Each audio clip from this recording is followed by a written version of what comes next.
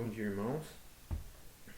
Mais uma vez é uma alegria poder estar com os irmãos aqui, compartilhando a mesma fé, estudando a palavra de Deus, né? Tendo a expectativa que Deus vai continuar nos abençoando nesse novo ano. Também desejar que Deus abençoe você, que Deus proteja a sua vida, a sua família, que Deus cuide, proteja o seu emprego, que o Senhor Jesus seja o nosso Senhor de fato durante todo este ano de 2021, que a gente possa servir a Deus unidos, a gente possa aprender mais da palavra dele, a gente possa juntos lutar pela vida e pela consciência cristã. Eu gostaria de convidar você, irmão, nesse instante para estar orando. Nós vamos hoje seguir o estudo, pretendemos finalizar hoje o estudo do capítulo 2. Hoje nós vamos chegar no objetivo de toda essa introdução que a gente fez desse capítulo, né? A gente estudou versículo a versículo, a gente viu muitas curiosidades, a gente aprendeu um pouquinho da cultura. Então a gente espera que o Espírito Santo de Deus possa aplicar em nós a palavra de Deus. Curva sua fronte, irmão, e vamos orar a Deus. Senhor nosso Deus, nosso Pai, nós glorificamos o Teu nome, porque o Senhor é um Deus grande, um Deus bom, um Deus compassivo, misericordioso. Cuidou de nós frente a tantas adversidades, tantos obstáculos, e esteve conosco todo este tempo, nos sustentando. Nós glorificamos o Teu nome, pedimos que o Senhor nos abençoe neste ano que se inicia, que possamos ser verdadeiros missionários, pregar o Teu Evangelho e fazer a Tua vontade, Senhor. Pedimos que nesses instantes agora nossa mente possa estar limpa, possamos nos concentrar na Tua Palavra e aprender, Senhor Deus, mais um pouco de Ti. É no nome de Jesus que oramos e também lembramos de agradecer pela salvação, pela obra de Jesus Cristo, que teve o ápice naquela cruz, e agradecer pelo perdão dos pecados, também lembrar de pedir misericórdia, que o Senhor possa nos ajudar, Senhor Deus, a sermos a imagem e semelhança de Jesus. É no nome dele que oramos, amém. Então, irmãos, a gente tinha estudado até o versículo 25, né? Vamos só dar uma recapitulada rapidinho aqui.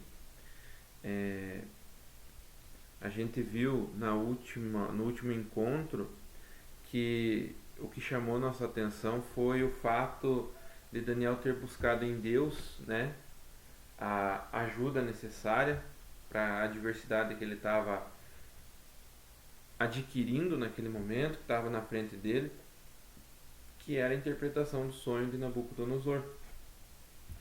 E a gente viu que Daniel procurou a ajuda dos amigos dele, e eles oraram a Deus e ficaram em paz. E durante aquela noite, a gente vê que Deus vem, através do seu Espírito, e traz para Daniel a interpretação do sonho. Aí a gente vê não só a interpretação, mas a revelação do sonho e a interpretação.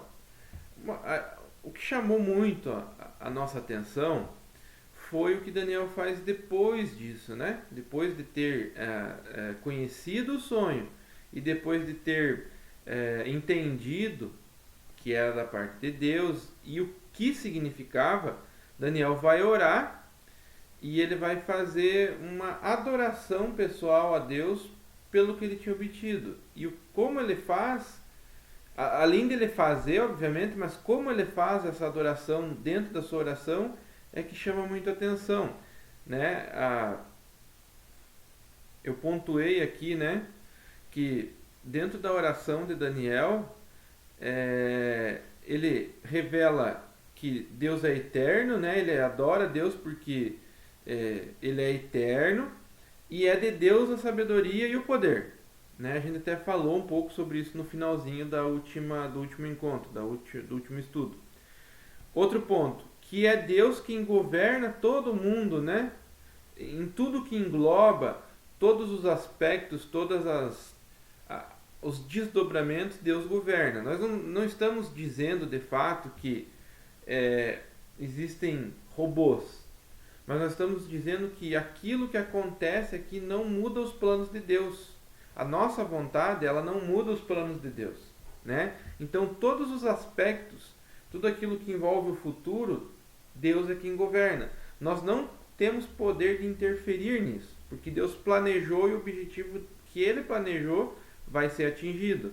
Outro ponto, Ele é o único que conhece os corações dos homens, e só Ele, só Deus, pode revelar, só Deus pode tirar de dentro, só Ele pode mostrar aquilo que é escondido, né?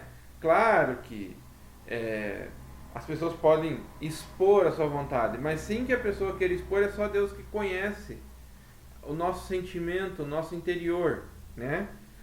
É o versículo 22. E no versículo 23, que Deus, pensando que é uma oração, né, irmão? É um ponto, veja bem. Para quem que você ora? Às vezes a gente vai se reunir para se alimentar e diz, faz oração para a gente aí, né? Na verdade, a gente ora para Deus, agradecendo a Deus por tudo o que Ele fez naquele momento, vamos supor, de se alimentar pela fartura. Mas Daniel deixa claro que só para Deus a gente pode orar. É só para Deus, né? Ele vai fazer ainda, hoje a gente vai ver uma comparação com os sábios e adivinhos, mas só Deus é Deus. Daniel deixa claro isso. A oração dele é para Deus e fica claro que só vai obter alguma coisa aquele que orar para Deus. Não existem outras divindades. Joia? Então esse é mais ou menos um resumo, né? Do que a gente viu no último estudo. E hoje a gente vai entrar no próximo ponto, que é a interpretação do sonho, né? Eu gostaria de convidar os irmãos para abrir a Bíblia, capítulo 2 de Daniel, do verso 24 em diante. A gente vai fazer a leitura de todo o capítulo a partir desse versículo, né? Para entender o contexto aqui. E como eu já disse, eu estou usando a tradução revista e corrigida aqui para ter que ela tem nesse ponto algumas informações mais interessantes. Diz assim então o versículo 24: Por isso Daniel foi ter com Arioque, ao qual o rei tinha constituído para matar os sábios da Babilônia. Entrou e disse assim: Não mates os sábios de Babilônia, introduz-me na presença do rei e darei a interpretação. Então Arioque depressa introduziu Daniel na presença do rei e lhe disse assim: Achei dentre os filhos dos cativos de Judá o qual fará saber ao rei a interpretação. Respondeu o rei e disse a Daniel, cujo nome era Beltesazar: Podes tu fazer-me saber o sonho que vi e a sua interpretação? Respondeu Daniel na presença do rei e disse: O segredo que o rei requer nem sábios, nem astrólogos, nem magos, nem adivinhos o podem descobrir ao rei. Mas há um Deus nos céus, o qual revela os segredos. Pois ele fez saber ao rei Nabucodonosor o que há de ser no fim dos dias. O teu sonho e as visões da tua cabeça na tua cama são estas. Estando tu, ó rei, na cama, subiram os teus pensamentos ao que há de ser depois disto. Aquele, pois, que revela os segredos, te faz saber o que há de ser. E a mim me foi revelado este segredo, não porque haja em mim mais sabedoria do que em todos os viventes, mas para que a interpretação se fizesse saber ao rei e para que entendesse os pensamentos do teu coração. Verso 31. Tu, ó rei, estavas vendo, e eis aqui uma grande estátua. Essa estátua era grande, cujo esplendor era excelente. Estava em pé diante de ti, e a sua vista era terrível. A cabeça daquela estátua era de ouro fino, o seu peito e os seus braços de prata, o seu ventre e as suas coxas de cobre, as pernas de ferro, e os seus pés em parte de ferro e em parte de barro. Estavas vendo isso, quando uma pedra foi cortada, sem a mão, a qual feriu a estátua nos pés de ferro e de barro, e os esmiuçou. Então foi juntamente esmiuçado o ferro, o barro, o cobre, a prata e o ouro, os quais se fizeram como a pragana das eiras do estio, e o vento os levou. E não se achou lugar algum para eles, mas a pedra que feriu a estátua se fez um grande monte e encheu toda a terra. Este é o sonho. Também a interpretação dele diremos na presença do rei. Tu, ó rei, és rei de reis, pois o Deus dos céus te tem dado o reino e o poder e a força e a majestade. E onde quer que habitem os filhos dos homens, animais do campo e aves do céu, ele tos entregou na tua mão e fez que dominasses sobre eles todos. Tu és a cabeça de ouro, e depois de ti se levantará outro reino, inferior ao teu, e também um terceiro reino de metal, o qual terá domínio sobre toda a terra. E o quarto reino será forte como ferro, pois como o ferro esmiuça e quebra tudo, como o ferro quebra todas as coisas, ele esmiuçará e quebrantará. E quanto ao que viste dos pés e dos artelhos, em parte de barro, de oleiro e em parte de ferro, isto será um reino dividido. Contudo, haverá nele alguma coisa da firmeza do ferro, pois que viste o ferro misturado com o barro de lodo, e como os artelhos eram em parte de ferro e em parte de barro, assim por uma parte o reino será forte e por outra será frágil. Quanto ao que viste do ferro misturado com o barro de lodo, misturar-se-ão com semente humana, mas não se ligarão um ao outro. Assim, o ferro não se mistura com o barro, assim como o ferro não se mistura com o barro. Mas nos dias desses reis, o Deus do céu levantará um reino que não será jamais destruído, e esse reino não passará a outro povo. Esmiuçará e consumirá todos esses reinos, e será estabelecido para sempre. Da maneira como viste que do monte foi cortada uma pedra sem mãos, e ela esmiuçou o ferro, o cobre, o barro, a prata e o ouro, o Deus grande fez saber ao rei o que há de ser depois disso. É certo o sonho e fiel a sua interpretação. Então o rei Nabucodonosor caiu sobre o seu rosto e adorou a Daniel, e ordenou que lhe fizessem oferta de manjares e perfumes suaves. Respondeu o rei a Daniel e disse: Certamente o vosso Deus é Deus dos deuses, e o Senhor dos reis, e o revelador dos segredos, pois pudeste revelar este segredo. Então o rei engrandeceu a Daniel, ele deu muitos e grandes presentes, e o pôs por governador de toda a província de Babilônia, como também por principal governador de todos os sábios de Babilônia. E pediu Daniel ao rei, e constituiu ele sobre os negócios da província de Babilônia a Sadraque, Mesaque e Abednego. Mas Daniel estava às portas do rei. Amém?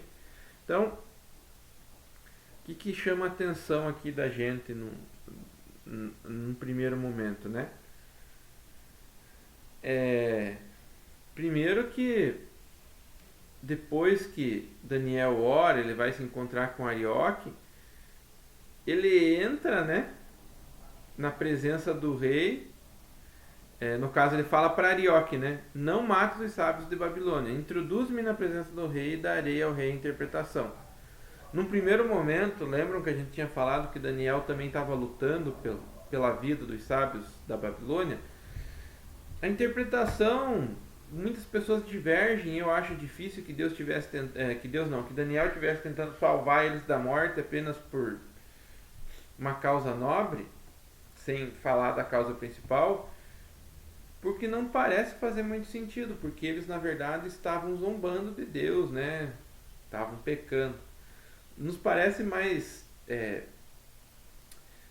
adequado imaginar que Daniel não queria que eles fossem punidos daquela forma injusta pelo rei, mas se eles tinham que receber a punição, que essa punição viesse da própria parte de Deus, porque era o nome de Deus e estava sendo zombado por eles. né? Talvez seja por isso que Daniel disse, não mate eles. Aí a gente tem um malandrão aqui na história que é o Arioque, né?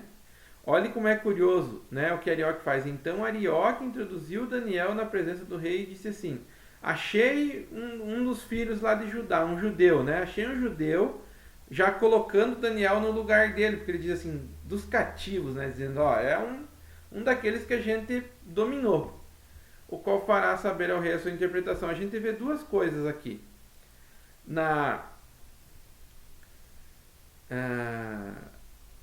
Na postura de Arioque. A primeira é que ele está confiante, né?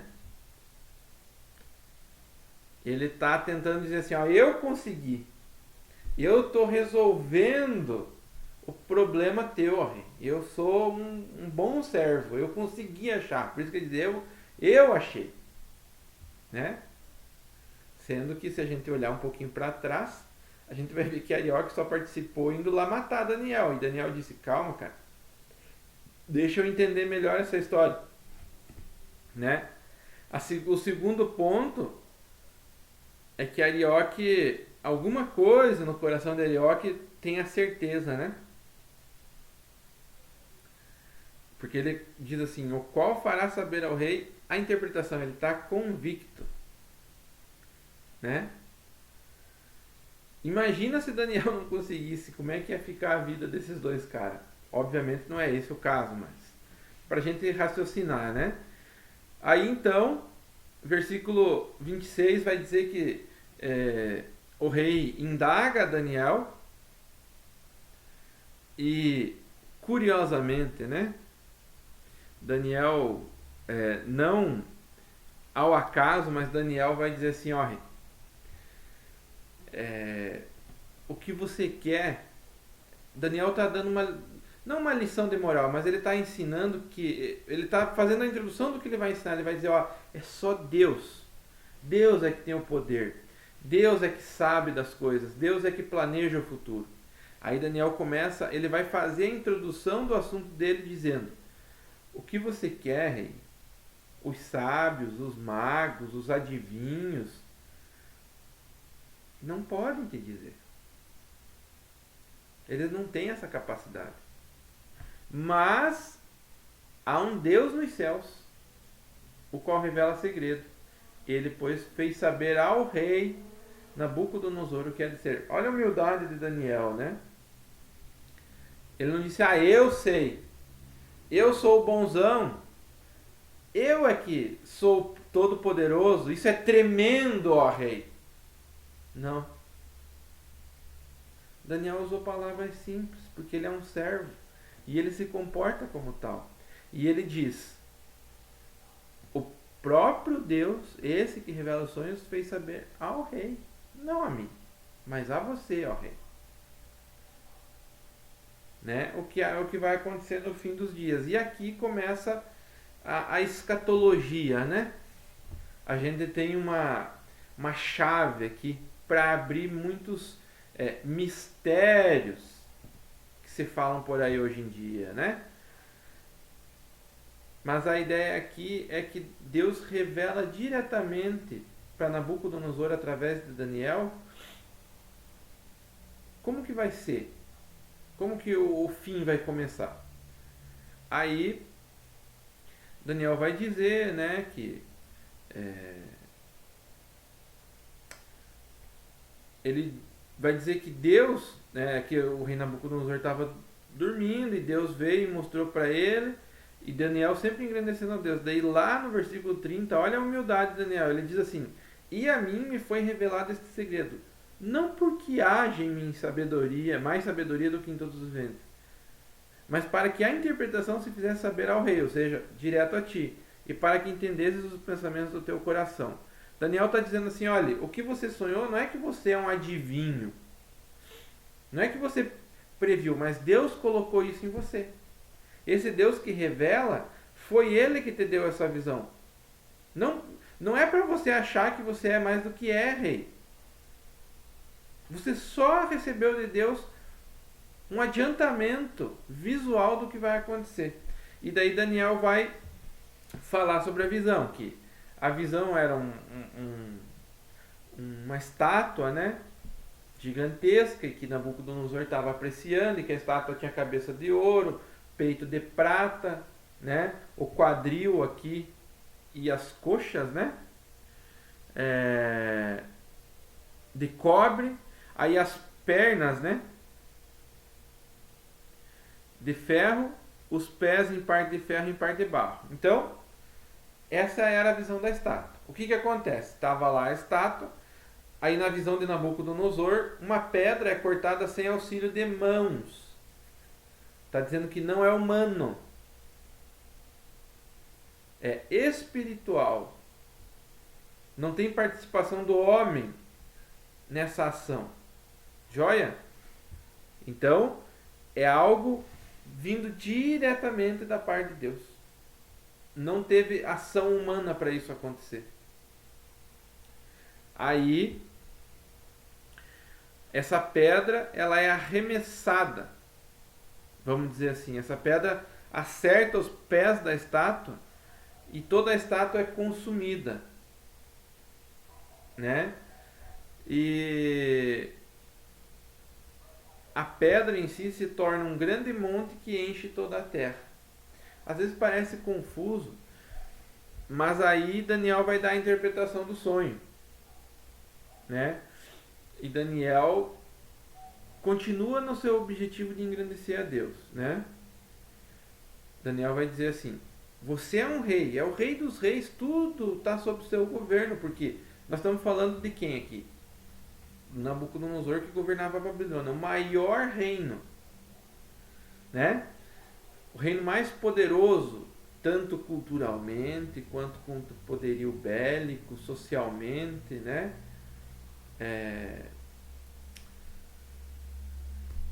Tinha mais um termo, mas eu não lembro, mas enfim, era o reino mais poderoso de toda a terra. E Daniel está dizendo que o Deus dos céus deu isso para você. E esse poder, e essa força e a majestade. Né? E Daniel está dizendo, Deus deu tudo, é grande, né? E isso representa o quê? Você é o maior reino, você é a cabeça de ouro. Né?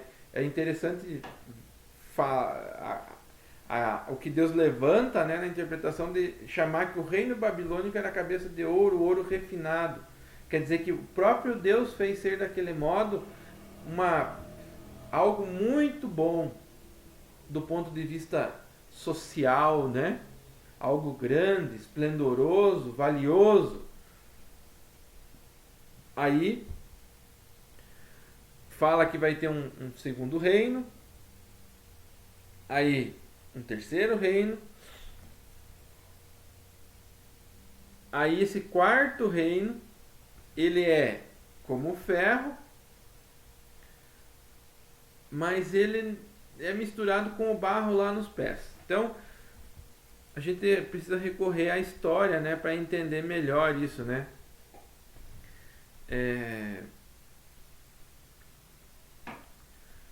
O que significa se a gente hoje, né, a gente tem que tentar entender o seguinte, irmãos. O ponto de vista de cada um nessa história. De nós que estamos aqui estudando, a gente olha para trás, então a gente vai conseguir ver quem são esses reinos. Mas do ponto de vista de Daniel, eles só estavam recebendo a revelação de que haveriam reinos. Hoje a gente, com o auxílio da história, pode entender melhor. Então, como eu já falei, a cabeça de ouro era o Império Babilônico, né? O ponto principal aqui do porquê de ouro era como a cabeça da estátua estava em evidência, também o Império Babilônico naqueles dias, né? Era o maior império, era muito forte, foi o maior império de todos, né? Até então. Aí o peito, né? O tórax, né? E os braços eram de prata. Foi o Império Medo-Persa, que é o que vai dominar a Babilônia. Veja bem, ele é um pouco inferior, não tem o refinamento que o ouro tem, mas era forte, porque eles afinal dominaram o Império Babilônico, então o Império Medo-Persa, né? Aí a cintura e os quadris que eram de bronze, né? Foi o Império Grego, de Alexandre o Grande. que depois da morte de Alexandre foi dividido entre os generais, né? E daí, por último,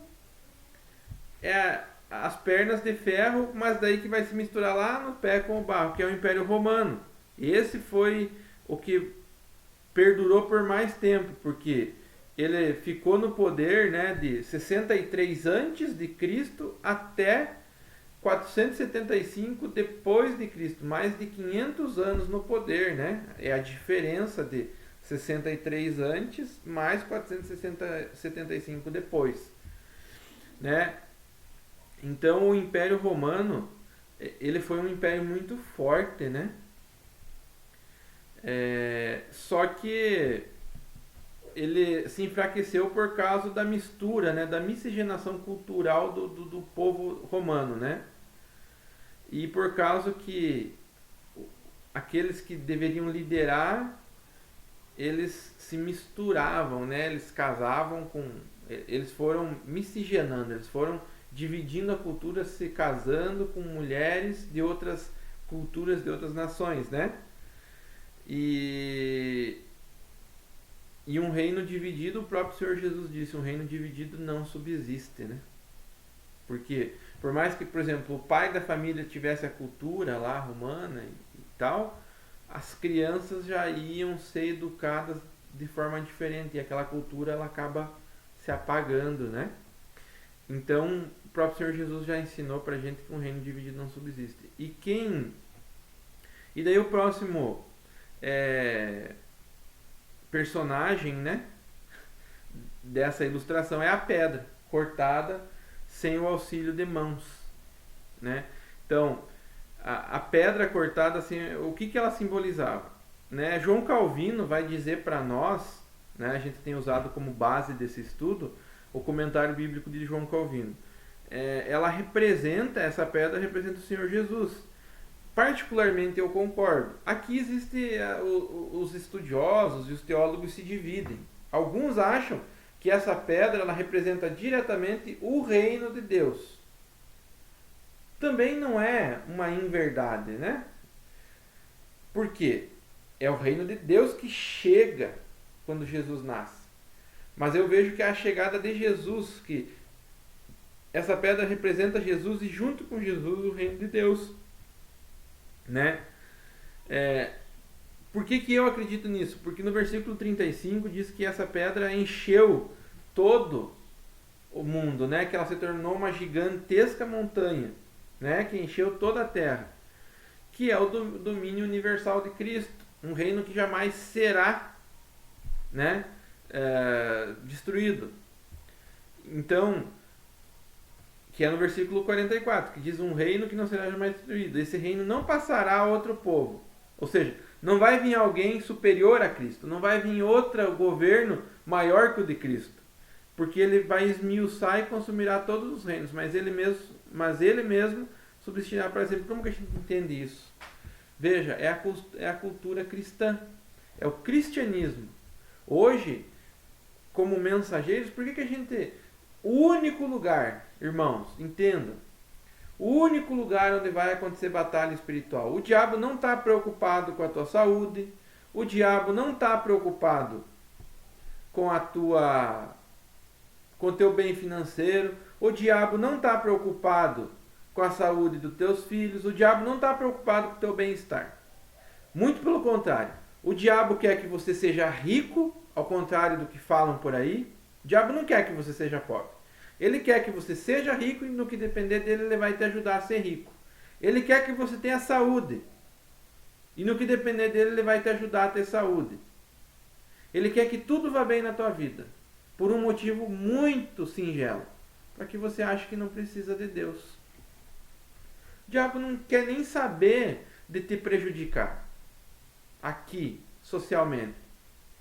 O diabo quer saber de te levar para o inferno. E quanto menos ele mostrar para você que você precisa de Deus, te dando tudo que é a prosperidade pregada por aí em muitos púlpitos, ele vai fazer. Porque assim ele mantém o teu foco longe do objetivo principal, que é a glória e a submissão a Deus, que está aqui. A grande mensagem subliminar aqui é essa, irmão. Que vai chegar um reino que vai permear todos os outros reinos através do quê? Da pregação do Evangelho, irmão. O único lugar que vai ter batalha espiritual é quando você estiver pregando o Evangelho. Aí você está incomodando a Satanás. Aí ele vai tentar parar você. Até lá, problema nenhum. Você está fazendo tudo que o diabo gostaria que você fizesse. Se você não estiver fazendo nada, ótimo. Mas comece a pregar o Evangelho. Fale de Jesus. Fale do reino de Deus. Aí você vai ver. Eu não estou assustando. Porque maior é o que está em nós. Maior é o Deus que a gente serve do que o que está no mundo, que é a concupiscência da carne. E Deus vai nos proteger dos ataques do maligno. Mas a batalha espiritual só existe quando você prega o Evangelho. Fora disso, abra o olho, irmão. Tem alguma coisa errada. Então, esse reino, como que ele permeia todos os outros reinos? Como que ele se espalha? Pela pregação do Evangelho. Você vai pregar e vai dizer, ó, Jesus morreu por você para te salvar da ira vindoura, do castigo eterno. Jesus veio religar você a Deus. É assim que ele se espalha. E hoje você vai ver o reino de Cristo em todas as nações, sem exceção. Aonde você for, por mais que seja uma nação que casse os crentes, você vai ver que lá existem crentes. É assim que esse reino, ele esmiuça todos os outros. Porque ele permeia e não importa quem é o governo. O que importa é que a pessoa se submete a Cristo. E aquela pessoa que foi convertida por Deus, que entendeu o que Deus fez, maior é o que vai estar nela e ela prefere morrer do que negar Jesus. Essa é a chave aqui para a gente entender hoje. Então, o único rei e reino de quem a Bíblia faz tal afirmação é o de Cristo. Nabucodonosor entendeu perfeitamente isso. A gente fez algumas anotações e observações aqui, né? A mensagem principal aqui é mostrar o domínio de Deus sobre todos os reis. Tanto que Deus revela para Daniel, tá? Deus revela para Daniel que quem é o Senhor dos Reis? O Senhor dos Reis é o Senhor Deus. Daniel começa falando, você é rei de reis, mas o Senhor dos reis é Deus. E Deus é o Senhor dos senhores. Então, a mensagem principal é mostrar o poder de Deus na história. Porque mesmo o reino mais... Olha onde acontece. Acontece no reinado de Nabucodonosor, que representa a cabeça de ouro. O reino mais belo, mais esplêndido, não é o maior. Porque esse é menor do que o reino de Deus. Essa é a mensagem. Deus é todo poderoso. A aplicação pessoal que eu queria fazer, irmão, pra gente hoje, é a seguinte. Nada na nossa vida, na sua vida, acontece sem que seja a vontade de Deus seja aplicada. Nada é a revelia da vontade de Deus. Claro, nós fazemos escolhas. Hoje, na nossa geração, Deus escolheu trabalhar com a nossa palavra, com o nosso empenho, e Ele nos orienta, nos cuida, nos guarda, nos ensina, nos capacita. Né? Ele é quem comanda todas as coisas. Feliz aquele que é humilde em sua presença. É uma aplicação pessoal que a gente está tirando dessa palavra. Daniel foi humilde, ele em momento nenhum quis o poder. Quis puxar para ele a glória. Né? Pois esse que é humilde será recompensado, como mostram os versículos finais desse capítulo. Irmãos, por favor, não me entendam mal. Não estou dizendo que existe uma troca aqui. Mas o sentimento no coração é a glória de Deus. Daniel não estava pensando, eu vou ser humildezinho aqui para eu ganhar as coisas. Não.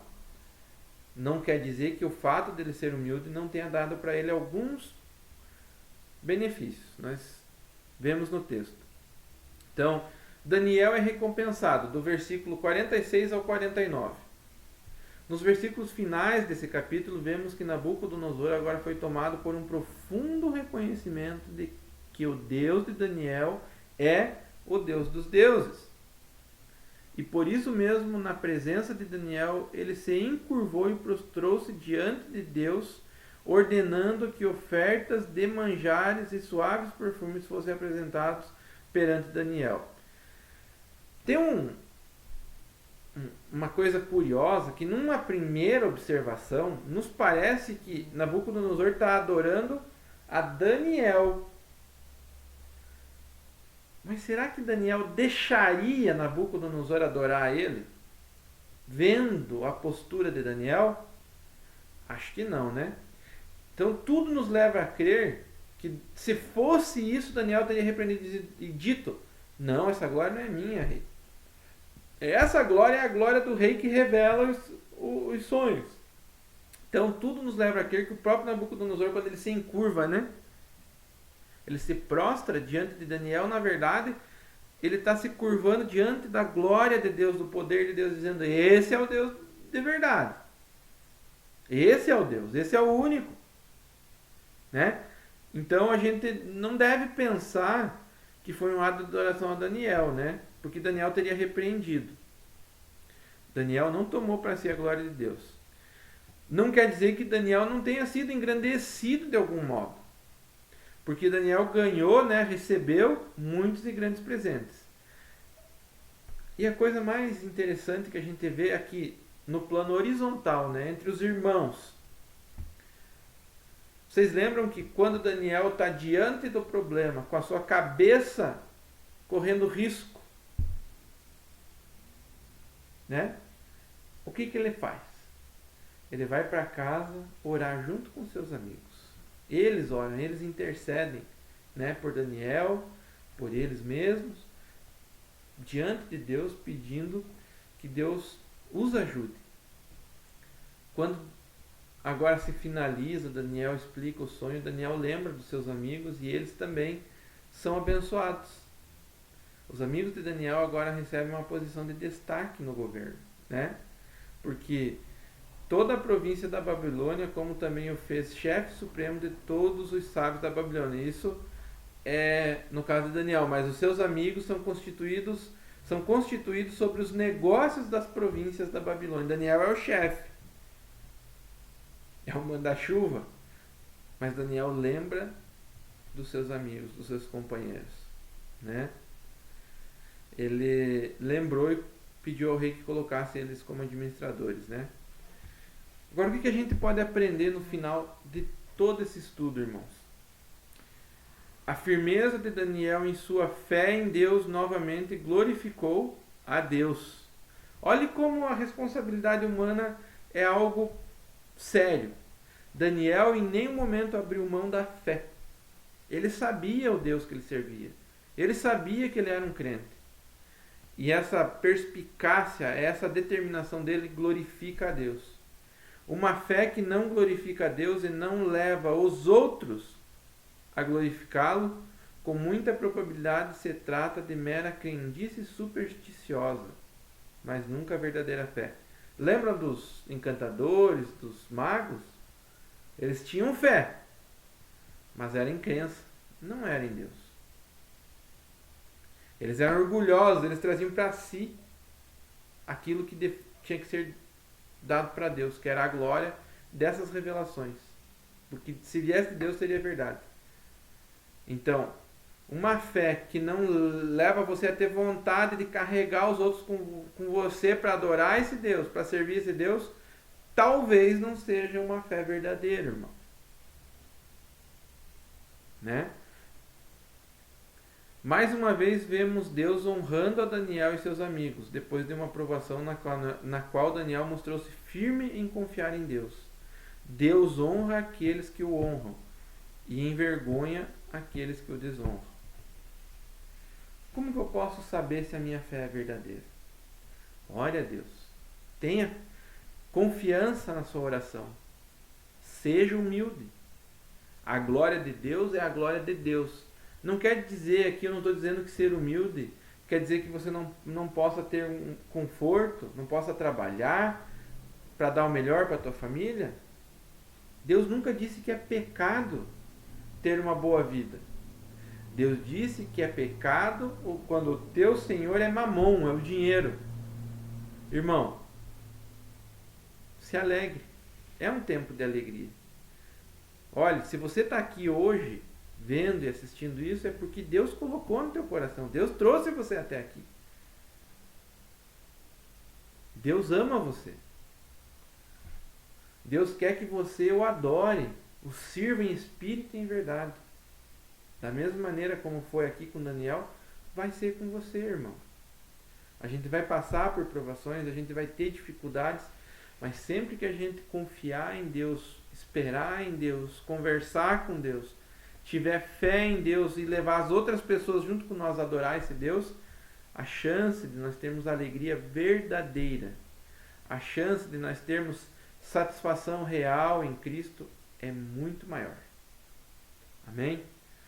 Eu desejo que Deus abençoe você, cuide da sua família, desejo um excelente dia na presença do Senhor, que nós possamos também logo mais no culto servir a Deus, adorar a Deus, fazer tudo para a honra e glória dele. Amém? Eu convido você a orar, a curvar sua fronte em reverência a Deus e pedir que Deus nos ajude. Amém? E também agradecer a Deus por esses momentos que tivemos estudando a palavra dele.